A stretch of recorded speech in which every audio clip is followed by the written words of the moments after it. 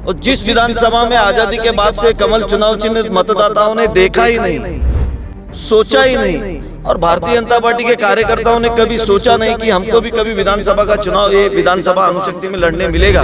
मगर 2014 में हमारे नेता आदरणीय देवेंद्र जी के नेतृत्व में भारतीय जनता पार्टी का एक सामान्य कार्यकर्ता जब चुनाव मैदान में गया और 15 ही दिनों की तैयारी में उसने 26,000 वोटों को क्रॉस किया, तो बिना तैयारी के हमको प्यार करने वाले अगर 26,000 मतदाता इस विधानसभा में है, तो 2014 से लेकर 2024 तक लगातार 10 सालों तक फिर देवेंद्र जी के नेतृत्व में पूरे मुंबई का विकास, उसमें अपने जिला का विकास, अणुशक्ति का विकास करने का जो प्रयत्न किया देवेंद्र जी ने, और फिर इस बार अगर भारतीय जनता पार्टी का चुनाव चिन्ह लेकर अणुशक्ति नगर विधानसभा में हमको जाना पड़ा जनता के बीच में, तो एक अच्छी लड़ाई इस विधानसभा में भारतीय जनता पार्टी लड़ेगी। नमस्कार, आप सभी दर्शकों का CNU चैनल में स्वागत है। देखते हैं इस बार महाराष्ट्र में सरकार किसकी बनेगी और किस पार्टी का सबसे ज़्यादा दबदबा होगा। लेकिन इस वक्त सबसे ज़्यादा अगर स्थानीय मुद्दे पे बात करें, अणुशक्ति नगर विधानसभा की बात करें, चेंबूर की विधानसभा की बात करें या धारावी विधानसभा की बात करें, तो यहाँ पर बीजेपी की किस तरह की स्थिति बनी हुई है उसके ऊपर जानकारी लेंगे। हमारे साथ पंकज सुराना जी है जो भारतीय जनता पार्टी धारावी विधानसभा के प्रभारी हैं और इस वक्त मौजूद है। उनसे चर्चा करेंगे किस तरह अणुशक्ति नगर विधानसभा के इस तरह हालत है और यहाँ पर भारतीय जनता पार्टी कितनी मजबूत है, या कार्यकर्ताओं को लेकर या वोट बैंक की बात करें, तो ये सब मसले पर चर्चा करेंगे पंकज सुराना जी। सबसे पहले तो आपका CNU चैनल में स्वागत है। हमारा जो विशेष प्रोग्राम है कौन बनेगा महाराष्ट्र का CM या किसकी सत्ता होगी, आपसे जानना चाहेंगे कि सबसे पहला ये मुंबई का पहला विधानसभा और आखिरी विधानसभा अणुशक्ति नगर विधानसभा है, क्या कहेंगे यहाँ पर बीजेपी किस तरह की मजबूत है? क्योंकि यहाँ पर जो लोकसभा का चुनाव हुआ है वहाँ पर 30,000 का लीड अनिल देसाई को मिला है। देखिए, ऐसा है कि आज़ादी के बाद से आज तक भारतीय जनता पार्टी के कार्यकर्ताओं को, नेताओं को एक बार चुनाव लड़ने का मौका मिला, और वो मौका मिला 2014 में।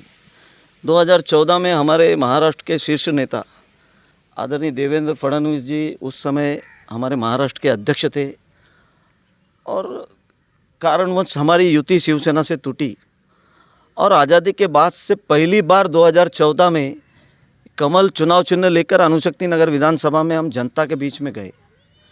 तो आप विचार नहीं कर सकते हो कि पहली बार चुनाव चिन्ह कमल लेकर अगर अणुशक्ति नगर विधानसभा में भारतीय जनता पार्टी का कार्यकर्ता गया, और 15 दिनों की तैयारी में ये अणुशक्ति नगर की जनता ने लगभग 26,000 वोटों का प्यार देकर इस विधानसभा में भारतीय जनता पार्टी के पक्ष में मतदान किया। और जिस विधानसभा में आज़ादी के बाद से कमल चुनाव चिन्ह मतदाताओं ने देखा ही नहीं, सोचा ही नहीं, और भारतीय जनता पार्टी के कार्यकर्ताओं ने कभी सोचा नहीं कि हमको भी कभी विधानसभा का चुनाव ये विधानसभा अणुशक्ति में लड़ने मिलेगा। मगर 2014 में हमारे नेता आदरणीय देवेंद्र जी के नेतृत्व में भारतीय जनता पार्टी का एक सामान्य कार्यकर्ता जब चुनाव मैदान में गया और 15 ही दिनों की तैयारी में उसने 26,000 वोटों को क्रॉस किया, तो बिना तैयारी के हमको प्यार करने वाले अगर 26,000 मतदाता इस विधानसभा में है, तो 2014 से लेकर 2024 तक लगातार 10 सालों तक फिर देवेंद्र जी के नेतृत्व में पूरे मुंबई का विकास, उसमें अपने जिला का विकास, अणुशक्ति का विकास करने का जो प्रयत्न किया देवेंद्र जी ने, और फिर इस बार अगर भारतीय जनता पार्टी का चुनाव चिन्ह लेकर अणुशक्ति नगर विधानसभा में हमको जाना पड़ा जनता के बीच में, तो एक अच्छी लड़ाई इस विधानसभा में भारतीय जनता पार्टी लड़ेगी। देखिए, अणुशक्ति नगर विधानसभा की सीटिंग की बात करें तो यहाँ पर शिवसेना के उम्मीदवार टिकट मांग रहे हैं कि भाई हम क्योंकि हमारा शिवसेना का सबसे पहले यहाँ पर उम्मीदवार था तो हमें शिवसेना में चाहिए, यानी एकनाथ शिंदे के गुट के जो भी नेता या कार्यकर्ता है। लेकिन क्या बीजेपी के खाते में सीट आ सकती है, क्योंकि मौजूदा जो है एनसीपी के सीटिंग है? नहीं, देखिए, ऐसा है कि राजनीति में मांगने का अधिकार सबको है। एकनाथ शिंदे जी की जो पार्टी है शिवसेना, उनको भी उतना ही अधिकार है जितना भारतीय जनता पार्टी के कार्यकर्ताओं का अधिकार है। मगर पक्ष नेतृत्व जो आखिरी निर्णय लेगा वो सामान्य कार्यकर्ता को अणुशक्ति के मान्य होगा। मगर आप देख लीजिए, आज अणुशक्ति नगर विधानसभा में लगातार संगठन इस नाते 6 वार्डों में भारतीय जनता पार्टी की क्या अवस्था है, 6 वार्डों में संगठन का ढांचा किस तरीके से खड़ा है, और 6 वार्डों में भारतीय जनता पार्टी के लोग जनता के बीच में जाकर किस तरीके से अपनी सरकार के काम का प्रस्ताव लोगों के सामने रख रहे, ये इसका जीता जागता उदाहरण है। आखिर में पक्ष नेतृत्व जो तय करेगा फिर जिसके भी कोटे में जाएगी भारतीय जनता पार्टी का सच्चा निष्ठावान कार्यकर्ता पूरे ताकत के साथ उस उम्मीदवार के साथ खड़ा रहेगा। अच्छा, अभी आप बीजेपी के साथ में महाराष्ट्र में अगर मजबूती में कोई है तो एकनाथ शिंदे जी हैं, साथ में कंधे से कंधा मिलाकर सरकार चला रहे हैं। दूसरा अगर गुट की बात करें तो अजीत पवार जी है एनसीपी से, लेकिन एनसीपी से नवाब मलिक जी यहाँ पर इच्छुक है, या उनकी पुत्री जो सना मलिक है वो टिकट मांग रहे हैं। और ऐसा एक फ़ोटो वीडियो भी वायरल हो रहा है कि अजीत पवार जी के साथ में वो बैठे हैं और टिकट की बात कर रहे हैं और अनुशक्ति नगर विधानसभा से दावेदारी वो कर रहे हैं। तो बीजेपी ने एक तरफ आरोप लगाया कि भाई ये दाऊद के संबंध में है, इन्होंने जगह बेचा था और जेल में रहे नवाब मलिक कुछ दिनों। तो क्या बीजेपी एक्सेप्ट करेगी ये सीट को लेकर नवाब मलिक को देने के लिए? नहीं, ये देखिए, आप जो प्रश्न कर रहे हो ये भविष्य में क्या होगा इस पर आज हम निर्णय नहीं ले सकते, मगर हमारे नेता आदरणीय देवेंद्र जी ने जो कहा कि नवाब मलिक के संबंध में उन्होंने जो भी कहा है उस पर भारतीय जनता पार्टी के सभी कार्यकर्ता ठाम है, क्योंकि हमारा नेता बिना विजन के साथ राजनीति महाराष्ट्र में करते नहीं है। फिर देवेंद्र जी तो इस महाराष्ट्र के विकास पुरुष है और उन्होंने जो निर्णय लिया वो अंतिम निर्णय है भारतीय जनता पार्टी के कार्यकर्ताओं के लिए। लेकिन आरोप लगाना, नवाब मलिक इतने साल जेल में रह गए, अगर टिकट नवाब मलिक को मिलता है अजीत पवार गुट से, राष्ट्रवादी कांग्रेस पार्टी अजीत पवार अगर टिकट देते हैं नवाब मलिक को, तो क्योंकि आप लोग की गठबंधन की सरकार है, तो क्या आप लोग नवाब मलिक के लिए काम करेंगे? नहीं, देखिए, ऐसा है कि अगर मगर राजनीति में ये कोई प्रश्न नहीं है। आने वाले दिनों में अगर महायुति के गठबंधन में नवाब मलिक जी हो या और कोई पार्टी निर्णय करेगी और उसके बाद जो उम्मीदवार होगा उसके लिए भारतीय जनता पार्टी का कार्यकर्ता तन मन धन से प्रयास कर महाराष्ट्र में फिर एक बार महाराष्ट्र को सुजलाम सुफलाम करने के लिए देवेंद्र जी के नेतृत्व में सरकार बने, इसके लिए अनुशक्ति में भी काम करेगा। मतलब नवाब मलिक को भी टिकट अगर पार्टी ने दिया तो काम करेंगे, मतलब जो आदेश होगा पार्टी का? नहीं, भविष्य में क्या होगा उसका आज मैं यहाँ पर जवाब नहीं दे सकता हूँ ना। भविष्य में अगर हो सकता है हमारे भारतीय जनता पार्टी के कोटे में भी सीट आ जाए तो भविष्य में जो होगा उसके लिए भारतीय जनता पार्टी का कार्यकर्ता तत्पर है काम करने के लिए। फिर वो कोई भी हो उम्मीदवार तय करना ये पक्ष नेतृत्व का काम है और भारतीय जनता पार्टी के सभी निष्ठावान कार्यकर्ताओं का काम है कि महाराष्ट्र को जो सुजलाम सुफलाम करेगा, जो गरीबों की चिंता करेगा, जो दीन दुखियों की सेवा करेगा, ऐसे हमारे नेता आदरणीय देवेंद्र जी के नेतृत्व में फिर एक बार ये महाराष्ट्र में सरकार बने, उसके लिए जो करना पड़ेगा हमारा कार्यकर्ता करने के लिए। चेंबूर विधानसभा की बात करें तो चेंबूर विधानसभा में राहुल शेवाली जी को कुछ 2829 वोट कम मिला है। तो अनुशक्ति नगर विधानसभा में बीजेपी के जितने भी नेता कार्यकर्ता हैं उन्होंने पार्टी से मांग की है कि इस बार अनुशक्ति नगर विधानसभा का जो सीट है यानी एमएलए की जो उम्मीदवारी है वो बीजेपी की झोली में आना चाहिए, यानी बीजेपी के किसी कार्यकर्ता को टिकट मिलना चाहिए। ये कितना सही, क्योंकि वहाँ पर शिवसेना सीटिंग है तो शिवसेना कैसे छोड़ेगी? नहीं, देखिए, ऐसा है 1980 से लेकर 2024 तक ये चेंबूर विधानसभा भारतीय जनता पार्टी का गढ़ था।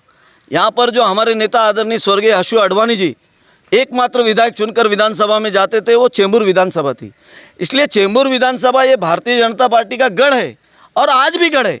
भारतीय जनता पार्टी के 2 नगर सेवक चुनकर चेंबूर विधानसभा में काम कर रहे, इसलिए चेंबूर विधानसभा पर भारतीय जनता पार्टी का क्लेम करना वो तो सीट ही हमारी है। मगर देखिए, 14 में युति टूटने के बाद हम अलग लड़े, सेना अलग लड़ी, सौभाग्य से उनका उम्मीदवार चुनकर आया। तो इसलिए राजनीति में देखिए आज क्या है उस पर निर्भर करता है। और आज हमारी पार्टी चेंबूर में पूरे तन मन धन के साथ हम चेंबूर विधानसभा पे अपना क्लेम रखेंगे, भारतीय जनता पार्टी के कार्यकर्ता इस नाते। और ये हमारा गढ़ था। हसू जी थे, हमारे स्वर्गीय प्रमोद शिवलकर जी 10 साल आमदार थे। हसू जी ने यहाँ से चुनकर जाकर महाराष्ट्र के विधानसभा में वित्त मंत्री इस नाते बहुत अच्छा कार्य किया और पूरे महाराष्ट्र की जनता ने देखा है।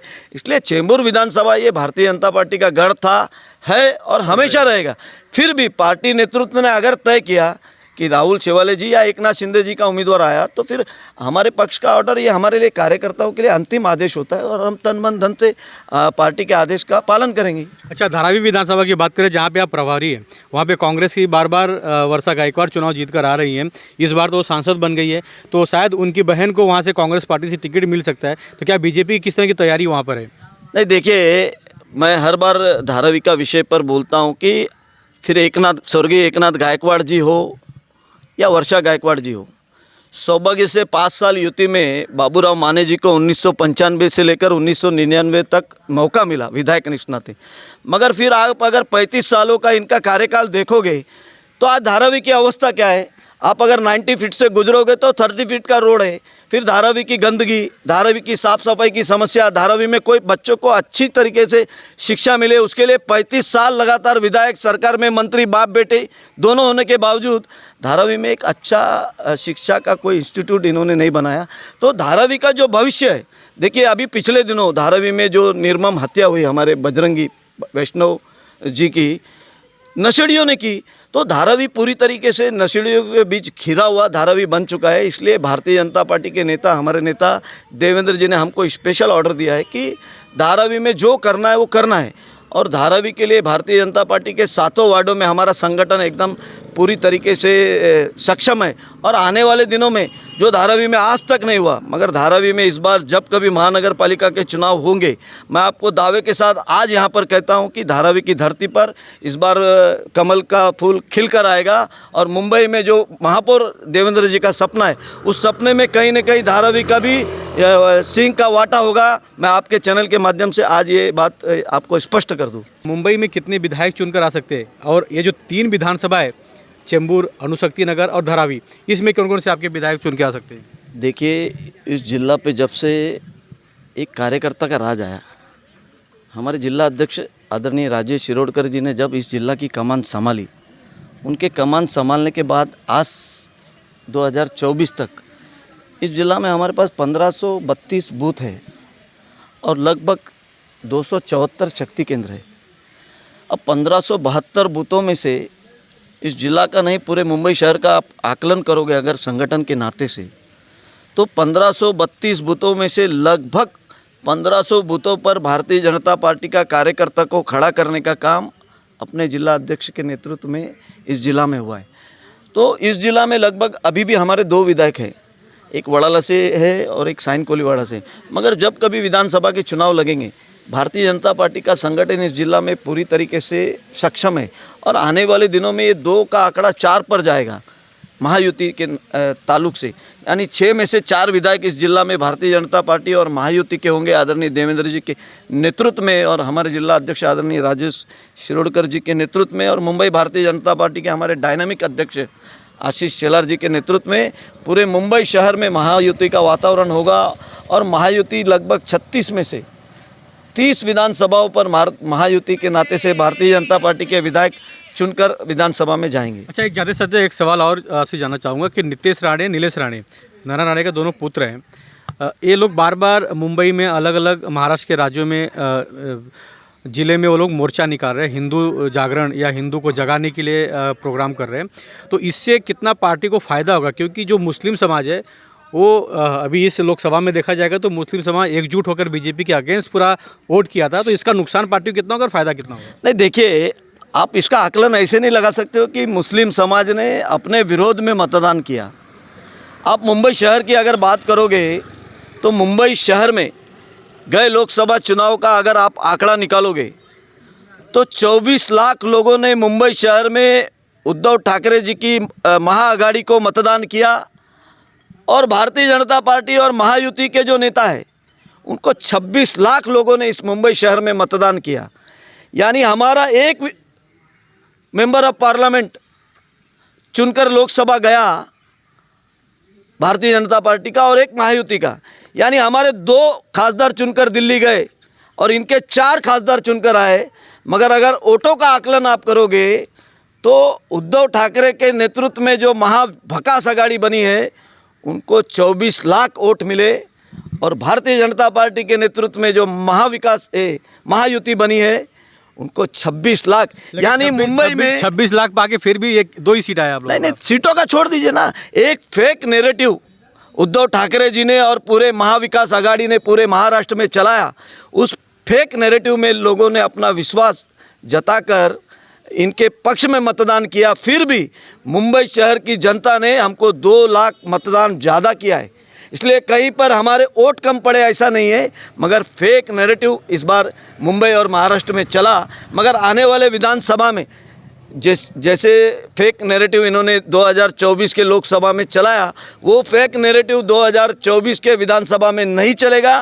विधानसभा में अगर चलेगा तो एकनाथ शिंदे जी के नेतृत्व में जो आने वाले 2.5 सालों में काम हुआ, देवेंद्र जी के नेतृत्व में जो 2.5 सालों में महाराष्ट्र का विकास हुआ, और आदरणीय अजीत दादा के नेतृत्व में फिर मुंबई का विकास हुआ, महाराष्ट्र का विकास हुआ, उस विकास पर महाराष्ट्र की जनता मतदान करेगी। और इन फेक नैरेटिव करने वाले लोगों को सबक देने का काम ये महाराष्ट्र और मुंबई की जनता करेगी। अंत में आपको इतना ही एक उदाहरण दे दूँ कि एक तरफ ऐसे खासदार का इस जिला में पराजय हुआ जो आम लोगों की सुनता था, आम लोगों के फ़ोन को उठाता था, आम लोगों के फ़ोन से ही अधिकारियों को फ़ोन कर कर डांटता था। ऐसे उम्मीदवार का पराभव इस जिला ने किया।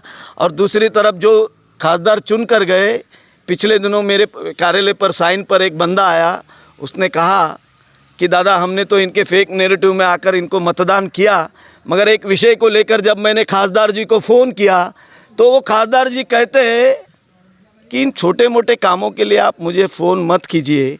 तो आप देख लीजिए आने वाले इन 4-5 महीनों में ही इस जिला की जनता इस खासदार से परेशान हो गई है। और दूसरी तरफ जिस खासदार को लगातार 10 साल इस जिला में काम करते करते लोगों ने देखा है, ऐसे खासदार का पराभव का दुख आज इस पूरे जिला की जनता के मन में है।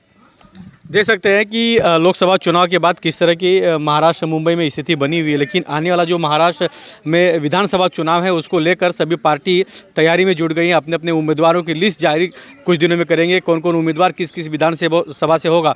लेकिन अणुशक्ति नगर चेंबूर विधानसभा, अणुशक्ति नगर विधानसभा, चेंबूर विधानसभा, इसके साथ साथ में धारावी विधानसभा, अब देखना है कि यहाँ पर बीजेपी के कितने उम्मीदवार जीत कर आते हैं या किसके झोली में, क्योंकि गठबंधन है पार्टियों का, एक तरफ महाविकास आघाड़ी है, दूसरी तरफ महायुति है। तो अभी इनमें किन किन पार्टियों को टिकट मिलता है और किसे किसे उम्मीदवारी मिलती है और कौन जीत कर आता है और किस तरह पार्टी के कार्यकर्ता इस पर काम करेंगे। कैमरामैन प्रवीण के साथ राज पांडे, CN न्यूज़, मुंबई।